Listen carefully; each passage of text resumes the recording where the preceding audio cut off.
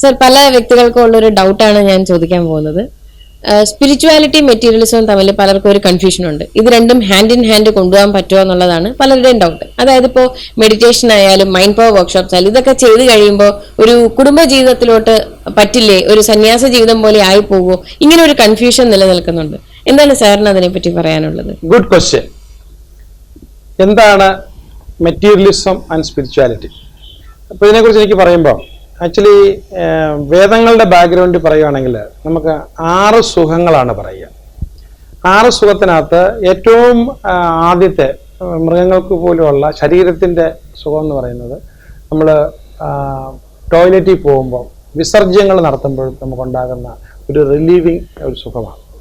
അപ്പോൾ അത് എല്ലാ ജീവികൾക്കും മനുഷ്യനും എല്ലാം ഉള്ളതാണ്. രണ്ടാമത്തെ സുഖം എന്ന് പറഞ്ഞാൽ അതും ശരീരത്തിൻ്റെ സുഖമാണ്.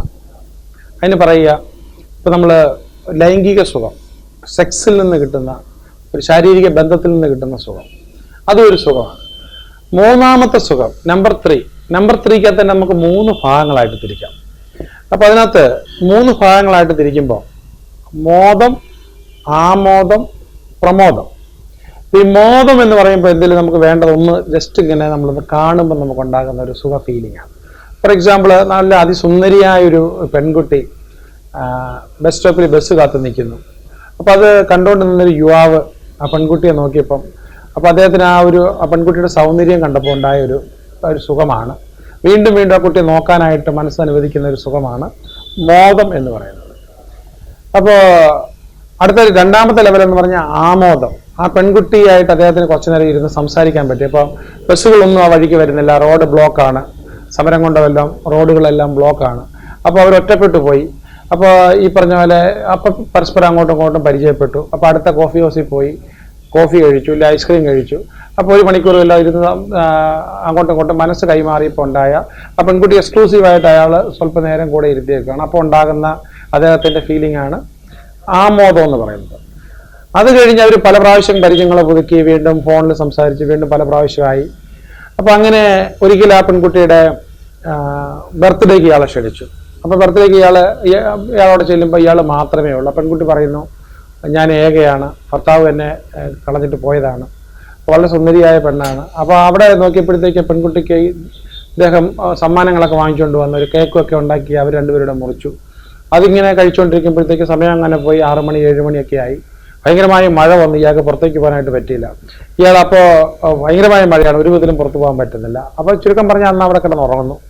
അപ്പോൾ അവർ ശാരീരികമായി ബന്ധപ്പെടുന്നു, വീണ്ടും വീണ്ടും ബന്ധപ്പെടുന്നു. അപ്പോൾ പല പ്രാവശ്യമാകുന്നു. അപ്പോൾ അയാൾക്കുണ്ടായ ഈ ഒരു സുഖം സ്ഥിരമായി. അപ്പോൾ ഈ മൂന്നാമത്തെ അവസ്ഥയാണ് പ്രമോദം എന്ന് പറയുക. ഇനി ഞാൻ വേറൊരു എക്സാമ്പിളായിട്ട് പറയുകയാണെങ്കിൽ, നല്ല ഒരു BMW കാറ് കാണും. ആ കാറ് കാണുമ്പോൾ നമുക്ക് അതിനോട് ആ കണ്ടപ്പോൾ ഉണ്ടായ ആനന്ദമാണ് മോദം. അതൊരു ടെസ്റ്റ് ഡ്രൈവ് എടുക്കാനായിട്ട് പറ്റി. അതിൽ അങ്ങനെ സുഹൃത്തിൻ്റെ വണ്ടിയെ കയറി പോകാൻ പറ്റി. അപ്പോൾ ഉണ്ടായതാണ് ആമോദം. ആ കാറ് സ്വന്തമായി വാങ്ങിച്ചു കഴിഞ്ഞപ്പോഴത്തേക്ക് നമുക്കുണ്ടായതാണ് പ്രമോദം. അപ്പോൾ ഈ മൂന്നാമത്തേതിനകത്ത് 3 കാര്യങ്ങളുണ്ട്. ഈ 3 കാര്യങ്ങൾ നമ്മൾ ഈ സുഖം സ്ഥിരമാകുമ്പോൾ നമുക്ക് വിരക്തി വരും. അപ്പോൾ ഈ കാറ് വേണ്ട, ഇപ്പം അടുത്ത കാറ് വേണം, ബെൻസ് കാറ് വേണം. ആ ബെൻസ് കാറിൽ കുറേ നാൾ പോയി കഴിയുമ്പോഴത്തേക്കും ആ ബെൻസ് കാറും വേണ്ട. അപ്പോൾ അദ്ദേഹത്തിന് വേണ്ടുന്നത് മറ്റൊരു കാറായിരിക്കും. അപ്പോൾ അതിലും കൂടിയ കാറായിരിക്കും. ആ കാറിലും പോയി കഴിയുമ്പോൾ പിന്നെ അദ്ദേഹത്തിന് ഉണ്ടാകുന്നത് അടുത്തൊരു ആഗ്രഹമാണ് ഹെലികോപ്റ്റർ വേണം. അത് കഴിഞ്ഞപ്പോഴത്തേക്ക് അദ്ദേഹം അതിലും കൂടിയ കാറ് വാങ്ങിച്ചു, അതിലും കൂടിയ കാറ് വാങ്ങിച്ചു. അപ്പോൾ ആഗ്രഹങ്ങൾക്ക് അവസാനമില്ല. അത് കഴിഞ്ഞപ്പോഴത്തേക്ക് അദ്ദേഹം ഹെലികോപ്റ്റർ ആഗ്രഹിച്ചു, അവസാനം ഹെലികോപ്റ്റർ വാങ്ങിച്ചു. അത് കഴിഞ്ഞപ്പോഴത്തേക്കും പ്രൈവറ്റ് ജെറ്റ് ആഗ്രഹിച്ചു. പിന്നെ വീണ്ടും അദ്ദേഹം ആഗ്രഹിക്കുന്നത് ഒരു പക്ഷേങ്കിൽ റോക്കറ്റ് ആയിരിക്കും. അപ്പോൾ ഈ ആഗ്രഹത്തിന് ഒരു അവസാനമില്ല. അപ്പോൾ വേദങ്ങളുടെ ബാക്ക്ഗ്രൗണ്ടിൽ പറയുകയാണെങ്കിൽ നമ്മൾ തീയിലേക്ക് നെയ്യ് ഒഴിച്ചുകൊണ്ടിരിക്കുമ്പോൾ ഒരിക്കലും തീ ശമിക്കുന്നില്ല. തീ വീണ്ടും വീണ്ടും കൂടുതൽ നെയ്യ് ചോദിച്ചുകൊണ്ടിരിക്കുന്നു. അപ്പോൾ ഈ ആഗ്രഹങ്ങൾ വീണ്ടും വീണ്ടും കൊടുത്തുകൊണ്ടിരിക്കുമ്പോഴത്തേക്കും പുതിയ പുതിയ ആഗ്രഹങ്ങൾ കൂടിക്കൊണ്ടിരിക്കും. അതായത് കത്തുന്ന ഒരാഴിയിലേക്ക് വിറകിട്ട് കഴിയുമ്പോൾ ഒരിക്കലും ആ തീ ശമിക്കുകയല്ല. എത്ര വിറക് കൊടുത്താലും ആ തീക്കൊരു ശമിക്കലില്ല. വീണ്ടും വീണ്ടും വീണ്ടും അത് വിറക് ചോദിച്ചുകൊണ്ടിരിക്കും. അപ്പോൾ ആ വിറക് കൊടുത്തു കഴിഞ്ഞാൽ വീണ്ടും വീണ്ടും വിറക് ചോദിച്ചുകൊണ്ടിരിക്കും. അപ്പോൾ ഇങ്ങനെ നമ്മൾ ഈ അവസാനമില്ലാത്ത പോക്കിന്, അപ്പോൾ ഈ ഓരോന്ന് കിട്ടിക്കഴിയുമ്പോഴത്തേക്ക് അതിൽ നമുക്ക് താല്പര്യമില്ലാതായി അടുത്ത ആഗ്രഹത്തിലേക്ക് പൊയ്ക്കൊണ്ടിരിക്കും. അപ്പോൾ സമ്പത്താണെങ്കിലും ശരി, സ്ത്രീ ആണെങ്കിലും ശരി, മദ്യമാണെങ്കിലും ശരി, വസ്തുവകകളാണെങ്കിലും ശരി, ബിസിനസ് ആണെങ്കിലും ശരി, അടുത്തതിലേക്ക് വീണ്ടും വീണ്ടും വീണ്ടും വീണ്ടും അന്തമില്ലാത്തതിൽ പൊയ്ക്കൊണ്ടിരിക്കും. പക്ഷേ ഇത് നമ്മുടെ ആഗ്രഹം അവസാനിക്കുന്നില്ലാത്തത് കൊണ്ട് ഇത് ഒരു വിധത്തിൽ പറയുകയാണെങ്കിൽ നമുക്ക് അതിനോട് തോന്നുന്ന ആസക്തിയാണ്. അപ്പോൾ അങ്ങനെ വരുമ്പോൾ അവസാനം അതൊരു ദുഃഖമായി മാറും. അപ്പോൾ അതാണ് ബുദ്ധിസത്തിലെ ഈ ദുഃഖ എന്ന് പറഞ്ഞ അദ്ദേഹം പറയുന്നൊരു കാര്യം. പക്ഷേ ഈ ഒരു മൂന്നാമത്തെ ഒരു ലെവലും കഴിഞ്ഞ് നാലാമത്തെ ഒരു ഇതുണ്ട്. ഇപ്പൊ പറഞ്ഞ 3 ലെവലുകളും ശരീരത്തിന്റെ സുഖമാണ്. അതായത് പ്ലഷർ, ഇംഗ്ലീഷിൽ പറയുമ്പോൾ പ്ലഷർ എന്ന് പറയാം. നാലാമത്തെ സുഖം മനസ്സിന്റെ സുഖമാണ്. അതായത് ഒരാളിന്റെ കഴിവുകൾ കണ്ടെത്തി, അദ്ദേഹത്തിന്റെ പാടാനുള്ള കഴിവ്, പടം വരയ്ക്കാനുള്ള കഴിവ്, സിനിമ ഉണ്ടാക്കാനുള്ള കഴിവ്, ഇല്ലെങ്കിൽ ഒരു ബിസിനസ് സാമ്രാജ്യം ഉണ്ടാക്കാനുള്ള കഴിവ്, ഇല്ലെങ്കിൽ ഒരു പ്രൊഡക്റ്റ് ഉണ്ടാക്കാനായിട്ടുള്ള കഴിവ്, ഇല്ലെങ്കിൽ ഒരു സർവീസ് പുറത്ത് കൊണ്ടുവരാനുള്ള കഴിവ്, ഇല്ലെങ്കിൽ ജനങ്ങളെ സഹായിക്കാനുള്ള കഴിവ്, ഇങ്ങനെയുള്ള നമ്മുടെ കഴിവുകൾ ചെയ്തു കഴിയുമ്പോൾ അപ്പൊ അതിൽ നിന്നൊരു സംതൃപ്തി, നല്ല വീടുണ്ടാക്കി കഴിയുമ്പോൾ, പടം വരച്ച് കഴിയുമ്പോൾ നമുക്ക് ഉണ്ടാകാവുന്ന സംതൃപ്തി, ഇതാണ് നാലാമത്തെ. അതിന് നമുക്ക് പറയുന്ന ഹാപ്പിനെസ് എന്ന് പറയും. ഇത് മനസ്സിൻ്റെതാണ്. നാലാമത്തെ എപ്പോഴും നമ്മളുടെ മനസ്സിൻ്റെതാണ്. അത് എത്ര കൂടിയാലും നമുക്ക് അതിൽ നിന്ന് ദുഃഖം ഉണ്ടാകുന്നില്ല. നാലാമത്തെ ഏറ്റവും വലിയ പ്രയോജനം അതാണ്. ഇപ്പോൾ നാലാമത്തത് വന്നു കഴിയുമ്പോൾ ഈ മൂന്നാമത്തേനോടുള്ള ആസക്തി നമുക്ക് പതിയെ കുറയാൻ തുടങ്ങും. ഡിറ്റാച്ച്മെന്റ് ആരംഭിക്കും.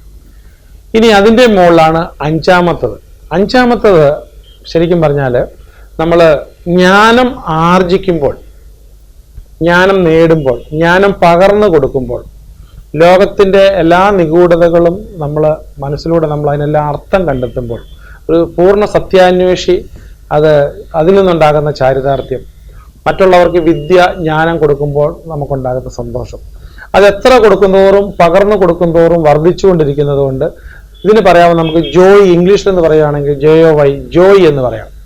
അപ്പോൾ നമുക്ക് ഒരു ആനന്ദമാണത്, പരമാനന്ദമാണത്. അപ്പോൾ ആ അവസ്ഥയാണ് അഞ്ചാമത്തത്. ആറാമത്തത് വീണ്ടും പറയാവുന്നത് നമുക്ക് ഈശ്വരനിൽ നമ്മൾ ലയിച്ച് ചേരുമ്പോൾ, അതായത് മെഡിറ്റേഷൻ്റെ ഏറ്റവും അപാരതകളിലേക്ക്, ആഴങ്ങളിലേക്ക് പോയി ഈശ്വര ശക്തിയുമായി നമ്മൾ ഒന്നായി തീരുക, പ്രപഞ്ചശക്തിയുമായിട്ട്. ഇപ്പോൾ നമ്മുടെ തേയിലവെള്ളം പാലുമായിട്ട് നല്ലപോലെ ചേർന്ന് കഴിയുമ്പോൾ, നല്ല ചായ ഉണ്ടായിക്കഴിഞ്ഞാൽ ഒരിക്കലും നമുക്കത് രണ്ടായി തിരിക്കാൻ പറ്റത്തില്ല. അപ്പോൾ എപ്പോഴും നമ്മൾ ഈശ്വരനിൽ എത്തിച്ചേർന്ന് കഴിയുമ്പോൾ, അപ്പോൾ അത് കണ്ടിന്യൂ ചെയ്യുമ്പോഴത്തേക്ക് നമുക്ക് എന്നും അത് കണ്ടിന്യൂ ചെയ്യാനായിട്ടുള്ള ഒരു പ്രത്യേകം. അപ്പോൾ നമുക്കതിന് പറയുന്നത്, ഇംഗ്ലീഷിൽ പറയാവുന്നത് നമുക്കൊരു എക്സ്റ്റസി എന്ന് വേണേൽ പറയാം, ഒരു ആത്മനിർവൃതി അതിലിരിക്കുകയാണ്. അപ്പോൾ അത് പഞ്ചേന്ദ്രിയങ്ങൾക്കൊക്കെ അതീതമാണ്. അപ്പോൾ ഇപ്പോൾ പറഞ്ഞ ഈ രണ്ടും ഇത് ആത്മാവിൻ്റെയാണ്, അഞ്ചാമത്തതും ആറാമത്തതും. അതിനകത്തൊരു പ്രത്യേകത എന്ന് പറഞ്ഞു കഴിഞ്ഞാൽ ഈ 3 വരെയുള്ളതാണ് നമുക്ക് ഈ മെറ്റീരിയൽ വെൽത്ത്, ഇല്ല മെറ്റീരിയൽ സാറ്റിസ്ഫാക്ഷൻ. അപ്പം 4ലേക്ക് പോകുമ്പോൾ മെറ്റീരിയലിലുള്ള താല്പര്യം നമുക്ക് പതിയെ ഡിറ്റാച്ച് ചെയ്യാൻ തുടങ്ങണം. 5ലേക്ക് വരുമ്പോഴത്തേക്ക് മെറ്റീരിയൽ വെൽത്തൊക്കെ വന്നുകൊണ്ടിരിക്കും, പക്ഷെ അതിനോടുള്ള ആസക്തിയോ താല്പര്യമോ നഷ്ടപ്പെടുമ്പോഴോ വരികയോ ചെയ്യുമ്പോൾ ഒരു സമചിത്തതയായിരിക്കും. ഒരുപാട് സമ്പത്ത് കയ്യിൽ നിന്ന് പോകുമ്പോഴും ഒരുപാട് സമ്പത്ത് വരുമ്പോഴും നമുക്ക് ഒരേ മനസ്ഥിതിയായിരിക്കും. ആറാമത്തെ അവസ്ഥ വരുന്നുണ്ടെങ്കിൽ അപ്പോഴും ഈ വെൽത്തിനൊരു പുതിയ മീനിങ്, അത് ആവശ്യമുള്ളവരിലേക്ക് എത്തിക്കാനായിട്ട്, ഇല്ലെങ്കിൽ ഹെൽപ്പ് വേണ്ടവർക്ക് കൊടുക്കാനായിട്ടൊരു ഉപാധി മാത്രം. പക്ഷെ എനിക്കിത് ആവശ്യമില്ല, ഈ വെൽത്തിനോട് ടോട്ടലി ഡിറ്റാച്ച് ചെയ്ത ഒരവസ്ഥ. അപ്പോൾ ശരിക്കും പറഞ്ഞാൽ അപ്പോൾ നമുക്ക് ഈ മെറ്റീരിയലിസവും, അപ്പോൾ ഈ മൂന്നാമത്തെ സുഖത്തിൽ മാത്രം ഇരിക്കുന്ന ആളിന് സാധാരണഗതിയിൽ ഈ പറഞ്ഞ സ്പിരിച്വാലിറ്റിയിൽ പോകാൻ അത്ര എളുപ്പമല്ല. പക്ഷേ സ്പിരിച്വാലിറ്റിയിൽ പോകാനുള്ള ടെമ്പർമെൻറ്റ്, അതായത് നമ്മൾ ടാലൻസ് കണ്ടെത്തുമ്പോഴോ, നമ്മൾ ജ്ഞാനം ഉൾക്കൊള്ളുകയും കൊടുക്കുകയും ചെയ്യുമ്പോഴോ, അതും അല്ലെങ്കിൽ നമ്മൾ ഈശ്വരനെ ലയിച്ചു ചേരുമ്പോഴോ ഉള്ള അവസ്ഥ വരുമ്പോഴത്തേക്കും നമുക്ക് മെറ്റീരിയൽ വെൽത്ത് വരുന്നുണ്ടായിരിക്കാം. പക്ഷെ അതിനല്ല ഇമ്പോർട്ടൻസ്. അത് ഒരു ഭാഗമെന്നുള്ള നിലയ്ക്ക്, ഒരു ഇന്ധനമെന്നുള്ള നിലയ്ക്ക്, വാഹനം ഓടാൻ ഉപയോഗിക്കുന്ന ഇന്ധനം പോലെ മാത്രം നമുക്ക് നന്മ ചെയ്യാനുള്ളൊരു ഉപാധി.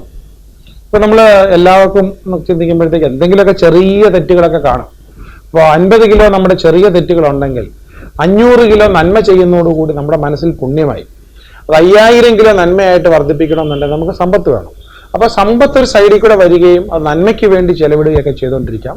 പക്ഷെ നമുക്ക് ഈ പറഞ്ഞ 4ാമത്തോ 5ാമത്തോ 6ാമത്തോ വരുമ്പം ഈ സമ്പത്തിനോടുള്ള ആസക്തി, മെറ്റീരിയൽ വെൽത്തിനോടുള്ള ആസക്തി, ഏത് കാറിൽ പോകണം, ഏത് റൂമിൽ കിടന്നുറങ്ങണം, ഏത് ഹോട്ടലിൽ കിടന്നുറങ്ങണം, ഏത് ബ്രാൻഡ്, അതൊക്കെ നമുക്ക് അതിനോടുള്ള ഒരു ആസക്തി നമുക്ക് നഷ്ടപ്പെടും. അതുപോലെ തന്നെ ഈ പറഞ്ഞ പോലെ ഈ 4ാമത്തെ 5ാമത്തെ 6ാമത്തെ ലെവലിലൊക്കെ വരുമ്പോൾ സെക്ഷുവാലിറ്റി എന്ന് പറയുന്ന സംഭവം, ലൈംഗികത എന്ന് പറയുന്നത് ഉണ്ടാകാം. പക്ഷേങ്കിൽ കൂടുതൽ ആൾക്കാർക്കും അതിനൊരു ഇമ്പോർട്ടൻസ് ഇല്ല. ഈ നമ്മൾ കാണുന്നതിലൊക്കെ അതുമായിട്ട് റിലേറ്റ് ചെയ്ത് ചിന്തിക്കുന്ന രീതി, ഇല്ലെങ്കിൽ അതിനോടൊരു പ്രത്യേക താല്പര്യമേ ഇല്ലാത്തൊരവസ്ഥയിലേക്ക് വരും.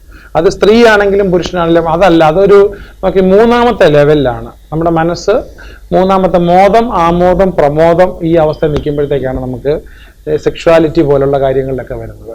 പക്ഷേ അതിന് വിടണമെന്നില്ല. ഇപ്പൊ ശ്രീബുദ്ധനെ തന്നെ എടുക്കുക. അദ്ദേഹം എൻലൈറ്റൻമെന്റിന് ശേഷം ഒരു ഭർത്താവിന്റെ ധർമ്മ ചെയ്ത് തീർക്കാനായി അദ്ദേഹം ഭാര്യയുടെ അടുത്തേക്ക് വന്നു, മകന്റെ അടുത്തേക്ക് വന്നു. അപ്പൊ എന്നതുപോലെ അപ്പൊ ഒരു പക്ഷെങ്കിൽ അവരുടെ ഒരു ഡ്യൂട്ടി ഇല്ല ധർമ്മം ചെയ്യാൻ വേണ്ടിയിട്ടായിരിക്കും അവര് കുടുംബമായിട്ട്. അപ്പൊ അവർക്ക് നിഷേധിക്കുന്നില്ല അത്. പക്ഷേ ഇദ്ദേഹത്തെ സംബന്ധിച്ചിടത്തോളം അതിന് വലിയ ഇമ്പോർട്ടൻസ് കാണൂല. ഇമ്പോർട്ടൻസ് മുഴുവനും ഈ പറഞ്ഞ നാലാമത്തതിലോ ടാലൻസ് പുറപ്പെടുവിക്കാനായിട്ടോ അല്ല കണ്ടെത്താനായിട്ടോ പകർന്നു കൊടുക്കാനായിട്ടോ, അഞ്ചാമത്തതിൽ ജ്ഞാനം പകർന്നു കൊടുക്കാനായിട്ടോ അല്ല ഈശ്വരനിൽ ചേരുന്നതിനോടോ ആവാം. അപ്പൊ അതുകൊണ്ട് നമ്മുടെ പ്രയോറിറ്റി മുഴുവൻ മാറുന്നു എന്നാണ് ഇതിനകത്ത് നമുക്ക് ആത്മീയതയിലേക്ക് വരുമ്പോൾ നമുക്ക് മനസ്സിലാക്കാവുന്നത്.